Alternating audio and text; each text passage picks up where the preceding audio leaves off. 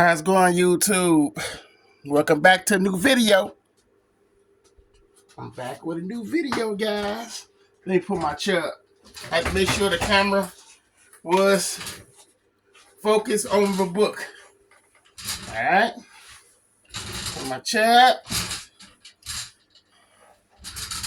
How's everybody going? It's a Saturday. I'm up. So I decided today we're going to look at some Agent Solo. This is book issue 1. I'm sorry. I'm tripping, y'all. This is the one-shot book. This was the book that opened the doors for me. This is the book that really started my career. Yeah, this book right here. But before we get into it, I'm going to need you to hit that like button. Hit that subscribe button. Click on that bell when I post new videos, and you will get notifications of that. But the like buttons, thumbs up, y'all. Thumb it up, because that's how we get through the algorithm here on YouTube. All right. Back to the book. This right here was my bread and butter. This right here was when I finally decided to take the initiative and do my own thing, put it out there, and create my own fan base. This is the book. All right. This is the original cover. This cover was did by Don Helsman II. He's professional. He did work for Marvel, DC, you name it. I love his Godzilla work. We became best of friends. Me and Don became best of friends. And Don liked what I was doing. And out of the kindness of his heart, he surprised me with this cover. He see what I was doing, because I said, yo, I'm doing this Agent Solo book. I'm just trying to get it out there. I'm going to be doing a Kickstarter. I was nervous, y'all. I was nervous as hell. And Don seen what I was doing. He's like, yo, I got a surprise for you, man. Because I like what you're doing. I like how your artwork is going. I want to do this cover for you. And he did a cover, and it was a Jack Kirby Captain America homage that he did. As you can see, he put, his name after JK, which is Jack Kirby. And man, I was just amazed. I'm going to pull up I got the original. John was kind enough to send me the original. He sent me the original page to this. Some artists want to do that. They keep it until, you get whatever money up and you can buy it from them. See what I'm saying? But Don wasn't like that, man. Don straight up he did this out of kind of his heart, man. He didn't have to do this. He didn't have to do this. And I would never take that for granted. I always thank Don. I always thank him. So Don, if you're seeing this, thank you so much. As you see, this is my name, Raymond Leonard's Agent Solo. The reason I put it like that because people are saying Agent Solo's already used. They was talking about Man from U.N.C.L.E. So I'm like, well, shit, do you know it's other names and what other franchises people are using the same name, but what they do is, it's not that name. What you do is how you protect yourself. You make it yours. Raymond Leonard's Agent Solo. It's my Agent Solo, bitch. And plus, it got copyrighted through the copyright claim. So, therefore, I have no problems. None. See what I'm saying? Don't let people stop you from doing. That's another thing. I'm going to talk about that. People think, well, you naming something, you can't use that name. As long as you know what you're doing, you do your research right, you can use it. But it can't just be something like, yo, Batman. It can't be nothing like that. It's got to be something different. You see what I'm saying? But anyway, we're going to take a look at this book. Because I drew the inside tears. Move this out the way.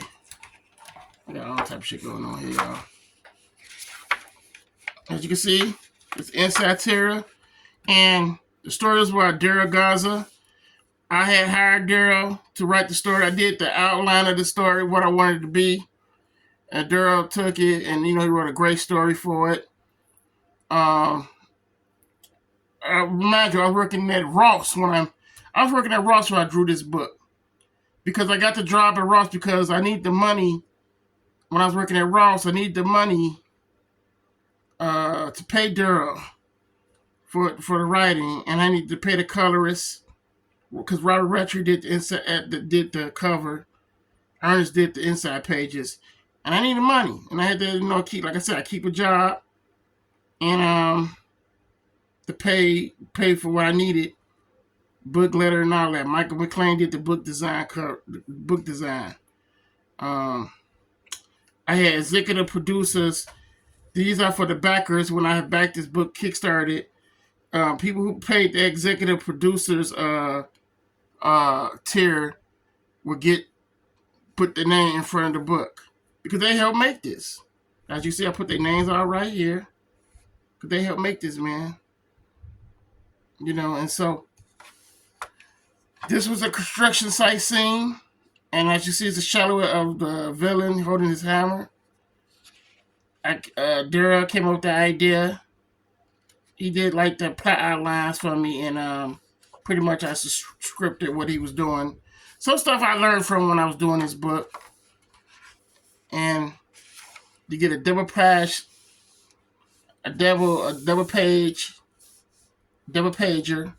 of when the building he knocked down with his hammer. Everything comes flashing down. It says, "If I had a hammer."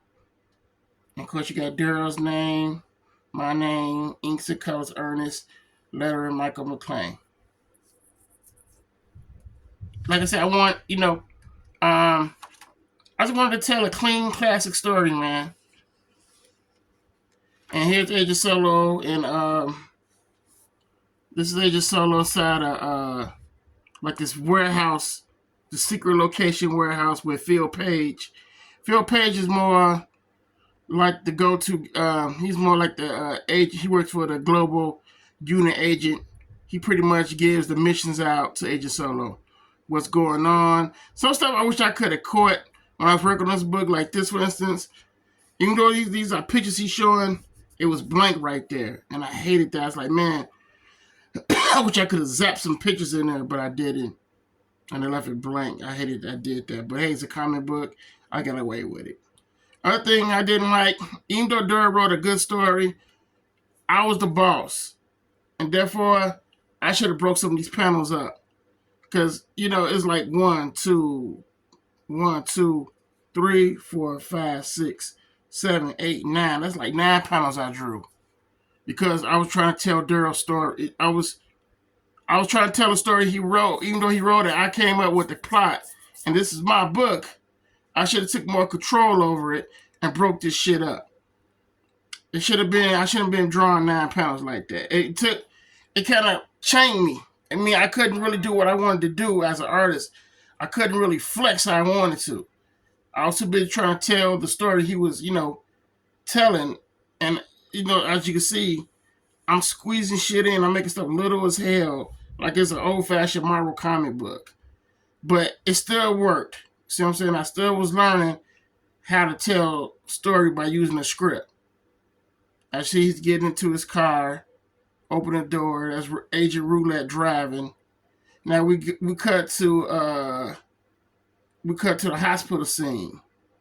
All right, and this is telling a story of a father's love for a child with terminal illness, and her name was Emily. And he's upset that his daughter's fighting his leukemia cancer. And he's hurt. You can feel the tears coming out of his eyes.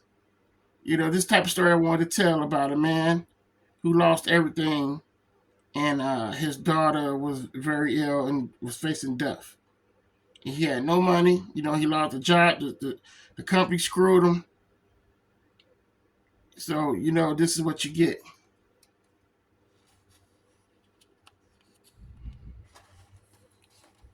Okay, let's go to... Make sure this... Because this page is kind of thick. Okay. I forgot to... I should have told you. His name was Langston Hightower. Okay? He's looking at all these contractors talking about their big cut, their big checks they getting from the company. He gets nothing. He's getting nothing. His family's suffering. His wife stressed out because of their daughter's sickness. She's back taking pills and drinking and shit. Going to church, all messed up. Him and his daughter on the couch, looking at church service. I should have zapped like a church service scene in there. Again, remind you, this is really my first ever put out there comic book, create a comic book. So you learn from your mistakes, and I was learning. As I look at this, it's like, man, I should have did this, or I should have did that. You learn from this, all right? I should have put something right there, but I didn't. So he's at work, getting bad news that he's pretty much out the business. They pretty much cut his pension, cut him from everything. He's not getting nothing. He's out of a job now. They pretty much screwed him. All right? This is supposed to be his business partner. And he pretty much screwed him. And he's calling, saying that, hey, it worked. We got him out of here. He pretty much got it. He's fired. He's pissed off, left out, pissed off. Some things I just wish I could have did better. I wish I could have did better with like this panel right here. And I wish I could have did better with this panel right here. But like I said, I was learning. I'm still learning this stuff as this to be my first book. Another thing is, once again, I shouldn't have allowed Daryl, he wrote a story. I should have been doing all this. It's 1, 2, 3, 4, 5, 6, 7, 8, 9, 10. 10 fucking panels. I couldn't believe I did that. I should have broke this shit up because I was the boss. But I caught myself being nice, and I caught myself following the story. Never again I would do some shit like that. But the book was successful. It was a Kickstarter success. So, like the now construction workers are angry, they're mad, they're getting their pensions cut. Hightower is upset. Shit, he's getting bills all in. Daughter sick. Wife kills herself. OD'd on the pills and killed herself in the bathtub due to the stress, due to their daughter's death and stuff. As you can see, funeral right there. This is where you see a broken man. And it says right here, while at home, the inventory of bills begin to pile up. It just shows that he started to crack. So the funeral was very next weekend, and turnout was huge. Hightower was well-liked man. The problem of his job notwithstanding, Hightower was still all of the tribulations in his life without breaking down, but cracks were beginning to creep in. And that's how you show a breaking man. Look, all the bills are piling up. He goes back to his business partner, Frank. He gives him a card, tell him to call this guy, hit him up with a job. But we know how that is. Shit ain't never happening. He's like, man, what's up with this guy?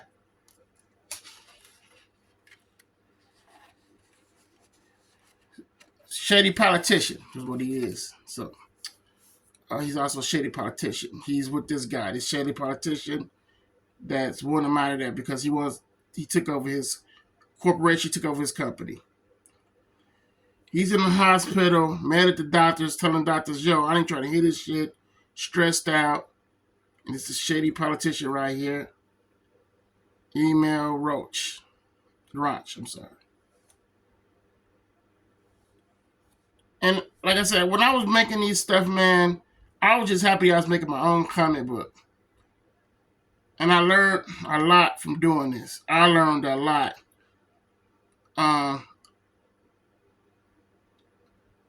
See all this dialogue and shit?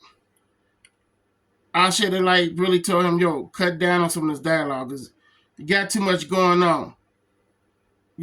But I was just trying to make a great story people to enjoy. And people love the story.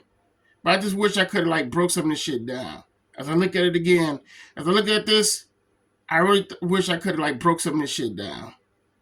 But I caught myself being trying to just live up to that story. So he meets up with this guy. This guy stole one of the construction suits and hooks up with Hightower like, hey, you know, we could make some money with this suit. Cause they stole it. It's a construction suit that was built for construction workers to use. And this guy happened to get hold of one and hooking them up with it. So, yo, you want to make some money? Your daughter's sick and they not giving you no money? Use this suit I got for you from them. I stole it because he used to work with the company with him. And he's like, just let you know, I love working with you. You was a great boss and all that. And let's get some payback from these guys. And he hooked him up with this construction suit, which he becomes Sledgehammer. He tests the suit out right now.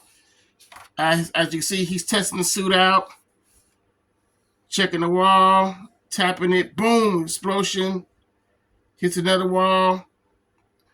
So when you hit the wall, when you hit an impact like that, you want to use physics, so he's going downward. And he has ended up shattering the building so badly, the vote is knocked down with it and the money comes out. See what I'm saying? So what he was doing was testing the suit out, and the first thing he do is hit up one of them company buildings that they own. And he had money in there. And as you can see, he ran out with the bags of money. He like, look out, world. Here comes Sledgehammer. But before he said that, he said, I know just how to hurt Windsor and his cronies. I'll grab some bags full of money. Oh yeah, I'm going to like this suit. You know? Agent Solo's doing an investigation. He's trying to find out who's the guy hitting up all these buildings, all these buildings. So his bet is talk to ex-employers who probably know something. And I put him in this old school SS Charger right here because I love old school cars. Because I was at first going to put him like in this Corvette slick type of car. But I said, no, you know, I want to draw him in an old school car, old school SS, souped up. And that's what I wanted to do. I'm happy with how I drew this. I know I could now, how better I get now, I would have really smoked this now. But hey, when it's your first travel on your first book and all that, like I said, you're gonna look back at this like, man, I wish I could have did this, but I'm not beating myself up because I did the best I could at the time, and I think I did a good job. And now he's hitting up now he's hitting up Tech Wire here, who's more like a tech type of guy, and he's telling him to look up information, what he can get off what this guy's going around doing. Do you get any type of scoop?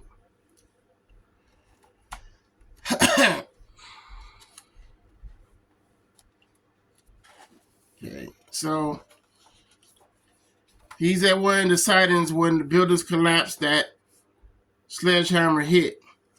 It's blocked off, so Agent Solo's going undercover like he's a news reporter, but he's really not. And he's trying to get as much information as he can. And yeah, Agent Roulette doing her job.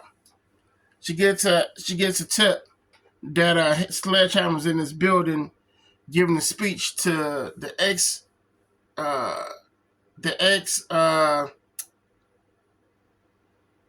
construction workers. And they're hearing in on it. So they hear him talking. This scene is the speech he's giving to the construction workers, like, do not let them take your jobs, and I'm here to protect you, blah, blah, blah, you know. H.O. finally hears the Sledgehammer villain talk. Leaps off a building, jumps down off the building, starts running towards the building that Sledgehammer's in, busts through the doors, and construction workers looking on, trying to hit him with baseball bats, throwing rocks at him. He's paddling through them. He really don't want to hurt them. They kind of really kind of make him trip, and they tumble all on top of him.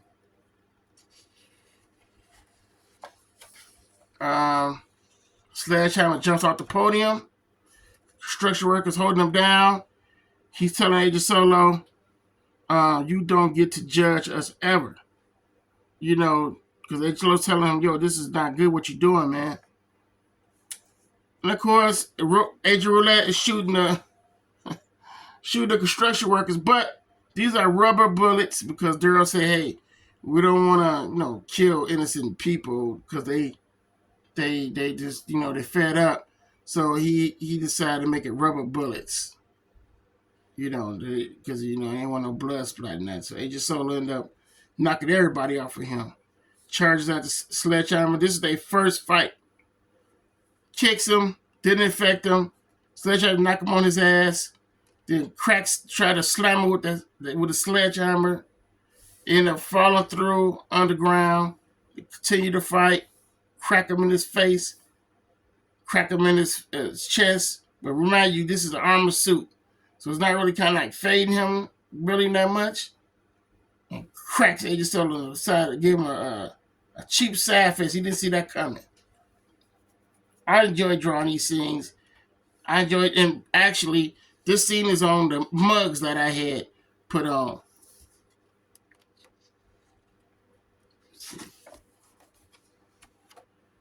Okay, then he smacks up Agent Solo through the wall. Oil coming out. Agent Solo takes a shower. He's like, damn, that was moments ago. He's like, damn, that shit hurt it. You got Phil Page checking up to see what's going on. They still trying to decide who the hell is behind this. You see another explosion coming. Sledgehammer's he's just on the road, man. He just breaking into all these buildings and taking money. But he gets a surprise. And it's Winthrop, the crooked politician. And he's telling him, yo, if you don't do my bidding, I get you locked up. What he wanted him to do was hit up politicians' buildings, like Democrats, because he's Republican. He wanted him to criminalize the Democrat buildings and shit. Do more dirty work for him. But he wasn't budging. Like, if you don't do this, then your daughter gonna die. You know what I'm saying? He walks away, and he like, I want Emily to have the very best care no matter what happens to me. You do that, we'll have a deal. Then I guess we have a deal. You see what I'm saying? So he pretty much made a deal with the devil. He just wanted his daughter to be taken care of because, he was doing whatever he could for his daughter. He was doing all this because of his daughter, really. She's sick, she's dying. She need healthcare. The healthcare system ain't working. He need money to save her life. All right? So it's like, what would you do if your old kid was sick? Would you do the same thing he doing? That's how his lesson of the story was. So he ended up breaking in this politician's house, his friend's house, because his partner, like I said, was part of in the politician role as well. He's like, shut up. Listen, I come to bring you my message from the Senator Kirk. He wants you dead. That bastard. So you're here to kill me? No, but I know you probably have stuff on him, and I want that. And I want to take him down. And once you get that information, you won't kill me anyway. What? Langston, why? So he showed him who he really was. Don't ask why. That was some pretty scuzzy stuff you pulled with me. But I told you, when I first began to work with you, I always had your back. So they're discussing this, man. And he doing one more hit. One more hit, this bank right here. You see the van I drew right there? He's hitting one more hit. AJ Solo ain't going this time. This is the second fight, y'all. Second fight. And I tried my best to pull away from what Duro was doing with these panels, man. I was fighting. Because I was like, man, it's too. You got me crammed up. I just feel like I was tied down. I want to draw the big shit. I want to draw big scenes. So what I did was I grabbed the fight scene here. I grabbed it away from Duro. I said, you know what? I got this. You gonna see it. So they going at it. And Solo soccer one. See what I'm saying? This way you know I took over. You can tell I took over from right here. You can tell I took over. So cause shit like this, this came from me. This writing, this scene, all this came from me. Because, you know, I just told Duro, you know what? You continue writing the dialogue, whatever. But let me take it up from here. And I took it over. As you can see, I had to take my book back. I had to take it back. Because, you know, I'm trying to tell the storytelling, but too many panels and just too much tightness of panels. I had to break away, y'all. I had to break away. As you can see, I broke away from here. He hits Agent Solo. Agent Solo end up leaping, doing the flip, standing on his feet. He breaks through the vault. Agent Solo jumps behind him. There's a kick to his shoulder and a damage in his shoulder. And that makes him drop the hammer. And gets a one in on his ass. Bam! Hit him again, this time knocking his ass to the wall. Agent Solo on that ass. Let's look at him. This is why I started breaking away from Duro's writing. You can tell because I started making fight scenes more explosive, close-up shots, stuff I wanted. And Agent Solo looking down like, okay, let me see who this guy is. He's like, no touching. Wham! Slam Agent Solo. Hit him through the wall, from behind, pop machines, vending machines and shit. He races back and says Hammer's gone. He looking like, what? He said, my instincts are telling me to follow my gut.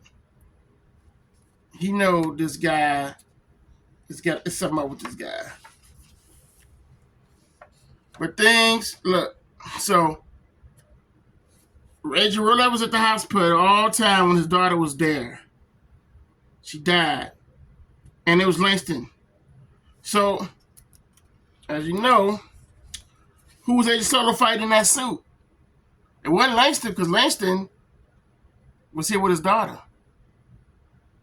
See, Langston he did his first fight with him, but the second one was not Langston. This would make the story so interesting and fun. And I don't want to spoil it for you who it was. You have to read, you have to buy the book to read to understand who's behind it. And it's showing you right here, I don't want to get down the way right here, but it's showing you everything went back to normal. He had a funeral for his daughter. She passed away. Agent Solo like, yo, I don't know what you did or who was in that suit, but I'm watching you. And he like, hey, anyway, he got some papers on that crooked politician. You need to go and get him and let me be. And he walks away singing his daughter's favorite song. Agent Solo sits there looking on as Hightower's walking away. So, like I said, I wanted to tell a good story, and I told a good story. Also, here's my book, Guytron, which was another success on Indiegogo. You get book 1, Homecoming books 1, 2, and 3. These are variant covers I drew of that book. And also, this is Agent Solo right here, books 1, 2, and 3. All right. And, man, let me tell you something. I had so much fun drawing these characters, man. These are my creations. These are my babies. And I love them, man. I love doing this. And here's my other creation, Spectre Magnus, that I'm working on. Like I said, I love working on my stuff. I hope you guys join my journey. Follow me as I create Agent Solo and Guytron and all that stuff. And I hope you guys buy the books. Right now, you can get the books direct from me, but they go so fast. But I'm working on a store to get them just through a store that you order them through. It might be either through Lulu or Amazon. I'm not quite sure yet, but it's gonna be one of them direct stores that you can buy the books from and just send it straight to you. I just want to share this book with you guys to show you that what you're gonna go through when you're creating your first book. You're gonna make mistakes. You're gonna not like some stuff that you seen that you did, but you're gonna learn as an artist. You're gonna grow from that. All right, you're gonna grow and you're gonna learn from it. So this is the one shot, Agent Solo, by me. It was a Kickstarter, my very first Kickstarter, and it was successful. People brought it, people loved it, and when people love things, they had demands. They want more, so I gave them more. I did more Agent Solo. So I hope to hear you guys' comments on this. And also like the video, share the video, and join me on my journey, man, as I create more Agent Solo for everyone to love and enjoy and like. And a household name like Spider-Man. This is my creation, Agent Solo, and I created him. Even got a toy out, man. I'm badass like that, ain't it? Badass, man. Action figure. 100 of these was made that people had got from the third Indiegogo campaign. For a book coming out, can't wait to do more. So, this end of that video of this. I really wanted to do this video, and I'm glad I did it. And I hope you guys enjoyed it as much as I did when I created this book. Y'all take care. Keep on drawing. Follow your dreams. Pencils down. Paper down. Keep drawing, y'all. Ramming them out.